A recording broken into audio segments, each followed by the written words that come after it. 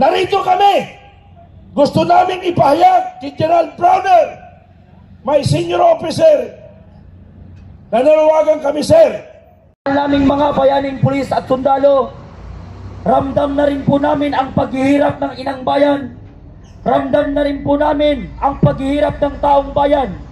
Ramdam na po namin mga kabataan ang kawalan ng suporta at kawalan ng pagmamahal sa kabataan ang ating gobyerno ngayon, mga minamahal naming bayani. Kami pong mga kabataan ay pagod na po. Pagod na po kami sa korupsyon ng ating bansa.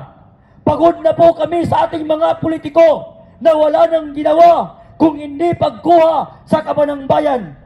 Pagod na po kaming mga kabataan sa puro na lang politika na pinag-uusapan sa ating bansa.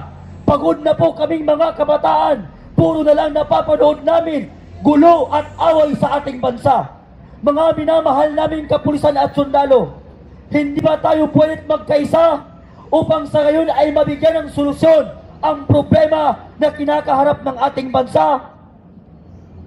Mga minamahal naming pulis at sundalo, kagaya po ng inyong mga anak, ako po ay nandirito upang irepresenta ang nararamdaman ng bawat kabataan na naghihirap sa inang bayan.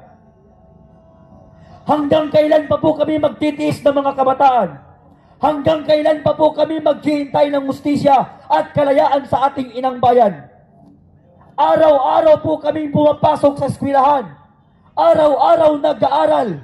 Ngunit pag-uwi sa bahay at nanonood sa balita, walang napapanood kung hindi tagisan at pagalingan sa gobyerno ng Republika ng Pilipinas. Pagod na po ang mga kabataan na kahit saan sila magpunta, gulo dito, away doon, pagtatalo ng ating mga pinuno, pagtatalo ng namumuno sa atin, hindi ba't pwede silang magkaisa upang ayusin ang ating bansa? Kami po ay nananawagan sa ating mahal na mga kapulisan, mahal na mga kasundaluan, na tayo ay magkaisa at tulungan niyo po kami sapagkat kayo na lamang po ang pag-asa at inaasahan ng mamamayang Pilipino na tumulong sa amin upang sa gayon ay mabigyan solusyon at pansin ang kinakaharap nating problema. Mga minamahal naming sundalo at kapulisan, ako po ay isang kabataang nananawagan sa inyo tulad ng inyong mga anak, kasing edad ng inyong mga anak, hindi marapat na mamanain ng next generation na mga kabataan ang gaya nitong mga politiko, ang gaya nitong gobyerno na wala nang alam kung hindi pahirapan ang mamamayang Pilipino at kainin at nakawin at ibulsa ang pera ng taong bayan. Maraming salamat po sa ating lahat. Maraming salamat po sa ating mga bayaning pulis at sundalo. Okay. Magandang gabi sa aking mga dating kasama na nakipaglaban sa kabundukan. Narito lang pala ang kalaban ng ating kababayang Pilipino na sa loob ng Kongreso inubos ang kaban ng bayan. Kayo ba? Naisip nyo ba ng ating mga apo ay sila ang makaranas ng paghihirap? Ang tanong nila, kayo ba mga sundalo at pulis? Noon kayo sundalo at pulis. Ngayon, kailangan nating ipagtanggol ang ating bansa na tayo ay pinapahirapan ng mga politiko na yan. Kanina, ang nagsalita ay isang kabataan. Ngayon, ang nagsasalita bilang isang representante ng mga senyor at ng kasundaluhan at kapulisan. Narito kami. Gusto namin ipahayag kay General Browner, may senior officer, nananawagan kami, sir. Gusto lang namin marinig nyo ang daing ng Pilipino na kasama ninyo sa kabakbakan ang mga retiradong sundalo at pulis. Hindi kami narito para lang ibuwis ang buhay namin. Nung tayo ay mga tinyente, isinubo natin ang buhay natin sa kabundukan sa mga rebelde na kaaway ng taong bayan. Ibinuwis natin ang buhay natin para sa ating inang bayan. Pero bakit ngayon, mga putang ina nyo, mga politician, inubos yung kaban ng bayan? Ganun na lang ba tayo? Hindi na tayo iimik? Pabayaan na lang ba natin yung bang gusto ninyo? Napabayaan na lang natin? Manahimik tayo? Hindi pwede. Kay Colonel Mitran yan. Alam niyo yan.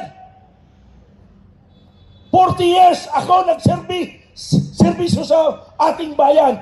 Magmula sa Boy Scout hanggang si SDF.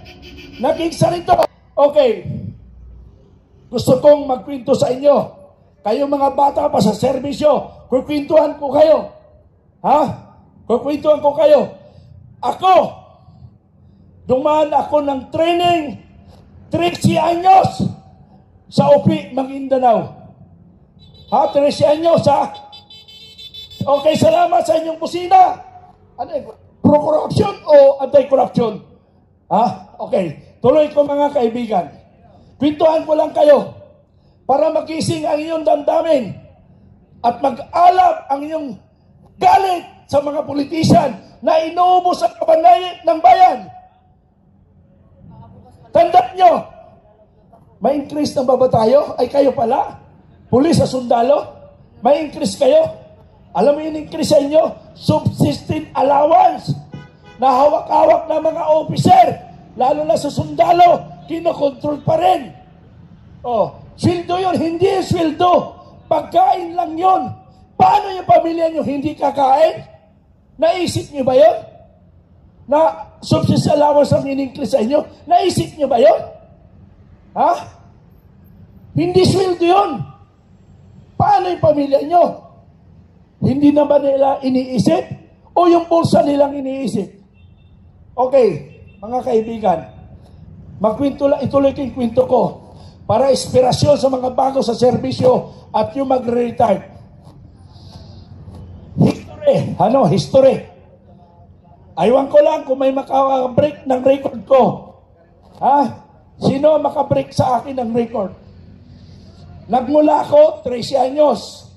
As Boy Scout, nag-training ako. 13 anyos, lahat ng basic military training, pinagdaanan ko. Yung rappelling, commando crawl, lahat yan pinagdaanan ko. Ako ay nakasaka-saka. Alam mo yung saka-saka? Nakatsinilas lang ako nag-training. Nung mag-river cruising ako, yung bayag ko, mainit-init kasi nga hindi ako naka-uniforme. Short pant ba yung gamit ko? Tuwang-tuwa yung mga sundalo. Tingnan mo yung batang yun, oh. Ang tapang. Oh, 13 anyos ako noon.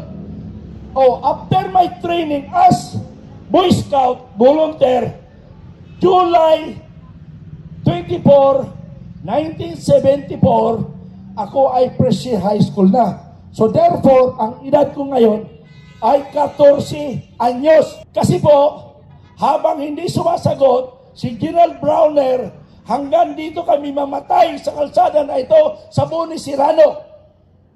Gusto namin ipadama sa inyo na narito na ang United People's Initiative base sa batas Republic Act 6735 na karapatan ng Pilipino na pag ang gobyerno natin palpak magnanakaw, dapat ang taong bayan kumilos.